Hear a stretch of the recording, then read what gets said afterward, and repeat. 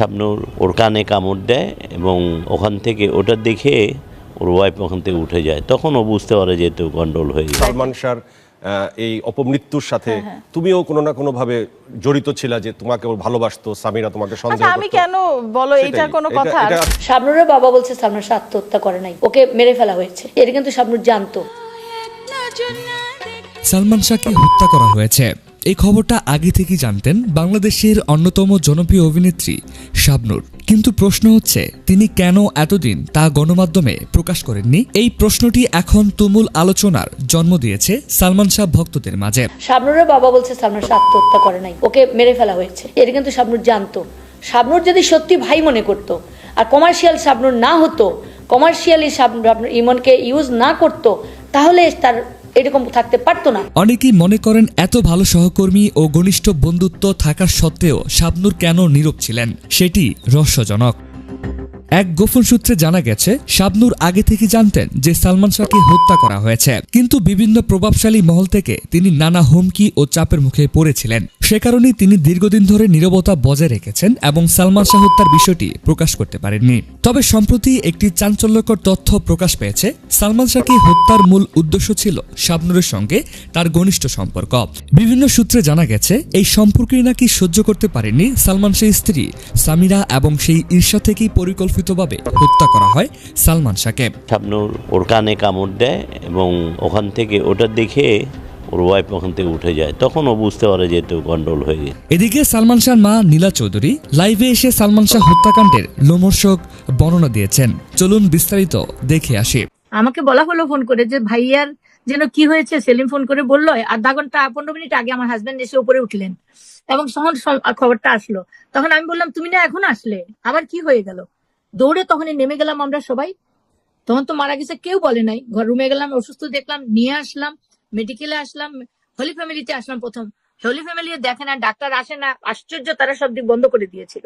আমারে বললো, আমরা তো এখানে দেখতে পারবো না উনাকে। তখন আমি ধাক্কা মেরেছিলাম ডাক্তারকে, আমি কেন দেখতে পারবেন, আমার ছেলে মরে যাচ্ছে, তোমরা দেখো। বলে আপনারা ওনাকে ঢাকা মেডিকেলে নিয়ে যান, বাইরে অ্যাম্বুলেন্স দাঁড়ানো আছে। সত্যি বাইরে দেখি একটা অ্যাম্বুলেন্স দাঁড়ানো। আমরা গিয়ে তাকে দরজা খুলে ওকে উঠালাম, আমরা উঠলাম। আমি অক্সিজেন দিতে দিতে মুখে, আর আমার সারান তার পায়ে মালিশ করতে, পায়ের নিচে মাসাজ করতে করতে পা গরম করতেছে যাতে না মরে যায়। আমরা জানি না মারা গেছে। তারপর হোলি ফ্যামিলিতে নিলাম, সেখানেও কোনো নীরবতা, কেউ নাই। একটা হোলি ফ্যামিলি থেকে গেলাম মেডিকেলে, ঢাকা মেডিকেলের মধ্যে মানুষ রই রই হইচই করে, কিন্তু কেউ নাই। সিটের মধ্যে ডাক্তারও নাই ইমার্জেন্সিতে। ভিতরে দৌড়ে গিয়ে একজন ডাক্তারকে টেনে আনলাম আমি। এসে কিন্তু না দেখেও বললো, তিনি তো অনেক আগে মারা গেছেন। আমি তখন তাকে মেরেছিলাম, একটা থাপ্পড় মেরে। আমি বলছেন, কখন মারা গেল? আমি তো তোমাদের কাছে এখন আনলাম, তুমি এত লাগাও, বুকটা দেখো। তো বললো, না দেখতে হবে না, উনি তো মারা গেছেন। তখন আমি বললাম আমার হাজবেন্ডকে, এখানে হবে না, চলো উঠে নিয়ে যা, চলো ওকে আমরা সিএমএইচে যাই। তখন ওই ডাক্তার বলেন, না আপনি তো ওনাকে নিতে পারবেন না, এখন ম্যাজিস্ট্রেটের ইয়ে লাগবে, পারমিশন লাগবে। আমি তো হতভম্ব হয়ে গেলাম, কিছু করার নাই। ওকে টেনে তারা ট্রলিটা বাইরে নিয়ে আসলো মেডিকেলের বারান্দায়। তখন আমি দৌড়ে গিয়ে বললাম, আমাকে একটা চাদর দাও, আমার বাচ্চার ঠান্ডা লাগতেছে। বললো, না এখন চাদর দেওয়া যাবে না, একটি সাদা কাপড়ও দেয় নাই। তখন আমার আঁচল দিয়ে আমি ওকে ঢেকে রেখে মুখটা ঢাকা মুছলাম। আমি অনেক চেষ্টা করেছি বুকের উপর ঢেকে রাখতে। 2-2.5 ঘন্টা আমার হাজবেন্ড চলে গেল ম্যাজিস্ট্রেটের কাছে। সাহান দৌড়াই নাকি চলে গেছে ভাবির কাছে বাসায়। তখন ওই যে স্বামীরা দৌড়াই পালাই গেল ওই স্বামীর ইয়ের কাছে। যদি ওই দিন ওই সময়ে সারান দরজাটা না লাগাইতো, তাহলে বোধহয় আরো অনেক আলামত নষ্ট হয়ে যেত, ঘর থেকে এগুলো বার হয়ে যেত। এই তো এটা মনে হয়। তারপরে জানলাম, মেডিকেলে গিয়ে জানলাম ইমন মারা গেছে।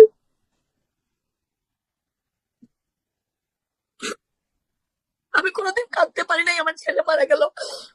আমি বাড়িকে রক্ষা করব নাকি ইমন মরে গেছে, মারা গেছে, না খুন হয়েছে, কি হয়েছে আমি জানতে পারবো? আমি জানি না। আমি সারাদিন পরে আমি গাড়িতে উঠে, তারা লাস্ট আর সব নিয়ে গেল, নিজেরাই সব করে ফেললো। এফডিসি মানুষ এফডিসিতে নিয়ে গেল, জানাজা করলো, গোসল করাইলো, গাটা ঢেকে দিল। আবার লাশ পচে যাবে বলে আমাদের সিলেটও টেনে নিয়ে গেল। একটা বাবা লাশের বক্সের পাশে বসে সারা রাস্তা একটা কাঠের উপর বসে গাড়ির বাইরের দিকে মুখ রেখে গেছে সিলেটে। পিছনের গাড়িতে আমি, আমার গাড়িতেও কিন্তু অন্য লোক ঢুকে গেছে। আমি শুনতে পাচ্ছিলাম, ফোনে বলতেছে যে সালমান সুমন মারা গেছে। তখন ওরা বলতেছে, কি জানি জিজ্ঞেস করছে, বলে না না, হ্যাঁ হ্যাঁ ওই যে আমি পিছনের গাড়িতে আছি, সামনের গাড়িতে লাশ যাচ্ছে, আমি সিলেট যাচ্ছি, মানে ইন্ডিকেশন দিচ্ছে। আমি মনে হয় 4 বোতল পানি খেয়েছিলাম ওই ফেরিতে গিয়ে। এক বোতল করে আমি 4 বোতল পানি খেয়েছিলাম। তারপরে গেলাম আমরা সিলেটে, যাওয়ার পরে দেখলাম ওই সিলেটের বাড়িতে একটা লোক হাতে গোল্ডেন একটা ইয়ে পরা, তোমার এই গোল্ডেন পাঞ্জাবি, হাতে ঘড়ি, দামি দামি চেন টেন গলায়, দেখে মনে হচ্ছে অনেক প্রচুর বড় লোক মানুষ। আমার 3টার সময় গিয়ে পৌঁছেছি সিলেটে, প্রচুর মানুষ, বাড়ি ঘেরাও। এর মধ্যে ওই লোকটা কিন্তু তৎপর। আমার হঠাৎ মনে হলো যে এই লোকটা কে, তা আমি বললাম যে এই লোকটা কে, দেখো দেখো তো পুলিশকে জানানো হলো, পালাই গেছে। তারপর কিছু লোক ছিল আরো 2-4 জন সঙ্গে, আমরা চিনি না। আমার ভাই ওদেরকে হোটেলে রাখছে, পরে সকালে দেখা গেল হোটেল ছেড়ে ওরা চলে গেছে, পালাই গেছে। এই হলো মৃত্যুর দিনের ঘটনা। কোন মা এতদিন একটা মরা লাশ নিয়ে টানা ইচ্ছা করেছে আমার জানা নাই, আমার জানা নাই। সারা দুনিয়ার মানুষ আমার সঙ্গে ছিল, আমি সবার কাছে কৃতজ্ঞ। আমি আজকে জানতে পারছি, আমি বুঝতে পারছি আমার ছেলেকে মেরে ফেলছে, আমার ছেলেকে মেরে ফেলছে যারা, তাদের বিচার চাই, আমি তাদের বিচার করো। এখনো আমাকে গালাগালি করা হচ্ছে, আমার চরিত্র হনন করা হচ্ছে। তার চেয়ে আমাকে মেরে ফেলা ভালো ছিল, আমাকে রাস্তাঘাটে ওরা মেরে ফেলতো, সেটাই ভালো ছিল। আমাকে নাকি মহিলা ডাক্তার ডলির কথা বলে, সামিরা, ডলি আন্টি বলেছে আমাকে। আমাকে যদি সালমান শাহ মা ডাকতো না, তাহলে সামিরা আম্মা ডাকে কেমনে? আপনার দৃষ্টিকোণ থেকে ন্যায় বিচারের প্রত্যাশা কতটা করছেন আপনি? আমি 100% আশা করছি, আমার আল্লাহ আছেন সাথে, আমার দেশবাসী আছে আমার সাথে, এবং প্রশাসন, আগের প্রশাসনিক ইয়ে নাই। আমি আশাবাদী এখন ওই কি আপনাদের যে এজেন্সিতে দেওয়া হয়েছে পিবিআই, এখন নিশ্চয়ই ভালো করবেন, কারণ এখন তো আর কোনো স্কোপ নাই। যেখানে জজ রায় দিয়েছেন, জজ ইয়ের থেকে, যে এটা হত্যা, আর হত্যার রায় তো হয়ে গেছে, এখন আসামিদের জিজ্ঞাসাবাদ করে তাদের পানিশমেন্ট বাকি আছে, এটাই তো। এখন এখানে তাদের পানিশমেন্ট যদি তারা পালাইও যায়, তাদের পানিশমেন্ট নাও দেয়, তাদের অনুপস্থিতিতে তাদের বিচার হবে, তারা সারা জীবন ভুগবে, তারা আসামি বলে খ্যাত হবে, এটাই তো। আমার ছেলে নিহত হয়েছে, তাকে খুন করা হয়েছে, আদালত সুন্দর করে পড়ে বুঝাই দিয়েছেন কিভাবে খুন করা হয়েছে। এভাবে কোনো রায় হয়েছে বলেও আমার জানা নাই বিগত দিনে। এবং বিশ্বের মানুষ আমাকে ফোন করে বলতেছে, বিশ্ববাসী আপনাদের সাথে আছি আমরা, Kuwait, Qatar, London, America, Dubai, Brazil, France, কোথায় কোথার থেকে ফোন আসতেছে, সবাই সচেতন আছে এখন। সুতরাং এখন ফাঁকি দিয়ে কোনো জিনিস করা যাবে না। কেউ যদি তৎপরও হয় কিছু করে, এখনকার জনতা, এখনকার জেনারেশন, জি জেনারেশন এরকম না, যা জি জেনারেশন বের করে ছেড়ে দিবে। এখন আমার ক্ষতি করেছে, আবার আমি বলবো একদিকে লাভ করেছে। এই যে দুষ্ট দুনিয়ার থেকে, এই অশান্ত পৃথিবীর থেকে, এই সামিরার মতো স্ত্রীর কাছ থেকে, এবং এফডিসি থেকে আমার ছেলেকে আল্লাহ সসম্মানে সজ্ঞানে আল্লাহ নিয়ে গেছেন। তাকে সে তো জানতো না কোথায় যাচ্ছে, সে কিন্তু বেহেশতে চলে গেছে। সে আমাকে একজন মা, 29 বছর ধরে আমি তাহাজ্জুদ পড়ে, আমি ফজরে 5 ওয়াক্ত নামাজে আমার চোখের পানি পড়ছে, তাকে বেহেশতে না দিয়ে আল্লাহ পারবে না। আল্লাহ আমার কাছে প্রতিজ্ঞাবদ্ধ, আল্লাহ বলছেন মায়ের দোয়া কবুল করবেন, এবং তিনি করেছেন, প্রমাণ হয়েছে রায়ের মাধ্যমে। আল্লাহ তাকে বেহেশতে দাখিল করেছেন, আমাকে দেখা হবে আমার ছেলের সাথে, আমি অনেক শান্তিতে আছি। এফডিসিতে আমার ছেলে নাই, আমার ছেলে শুটিং করতে যাবে না, শাবনূর, মৌসুমী, সামিরা এদের সাথে দেখা হবে না। অনেক অনেক মানুষ এখন কই, কেউ এফডিসির একটা আওয়াজ শুনি না।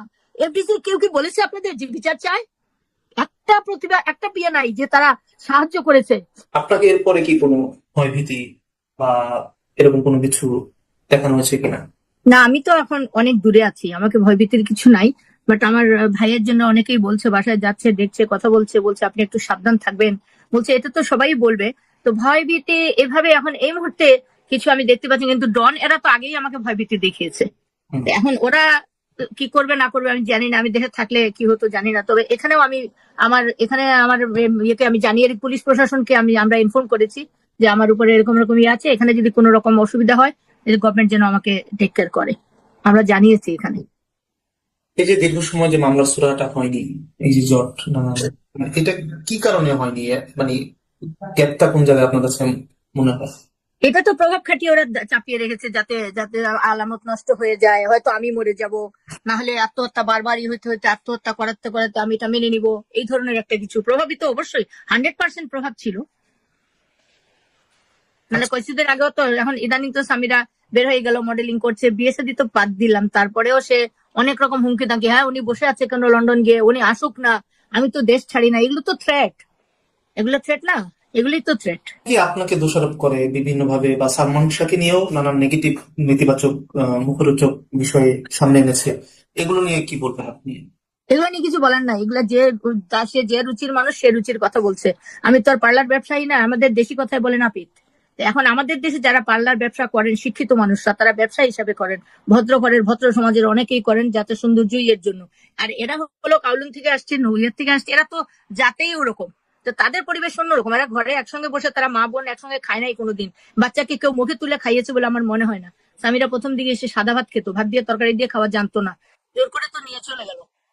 তখনও সালমান শাহ তারা এই করতে চাইছিল, ও নিজের অনেক কিছু ত্যাগ করে সে বলছে যে না আমি ওকে ছেড়ে দেবো, ডিভোর্স করে দিব ওকে। তখন আমরা বলছি তুমি বিয়ে করছো মাত্র, তুমি কেন ডিভোর্স করে দিবা, সংসার করো ঠিক হয়ে যাবে। তো কষ্ট হলেও আমরা তাকে ঘরে দিই। আমি তো ওই ভাষায় যাইনি, 2 দিন 1 দিন গেছি। আমার ছেলে 2 দিনে 2বার 3বার আসতো, খেয়ে যেত, নাস্তা খেত, অনেক কিছু কথা বলে যেত। নতুন ড্রেস পরলে কোনো কিছু পরলে শুটিং এ যাওয়ার সময় দৌড়ে উঠে দেখাইতো আম্মা কেমন লাগতেছে দেখো। আমার ভালো লাগছে না, আমার আরো কথা বলতে হবে, আরো টিভিতে সবাইকে তো খুশি করতে হবে। সবাই চাচ্ছে, আমার জন্য কষ্ট করছেন আপনারা সবাই। আমি ধন্যবাদ আমি জানাচ্ছি সবাইকে, দোয়া চাচ্ছি, আমি শুধু দোয়া চাচ্ছি। এবং কোর্টের অর্ডার আছে, খুব শীঘ্রই আপনারা সবকিছু দেখতে পাবেন।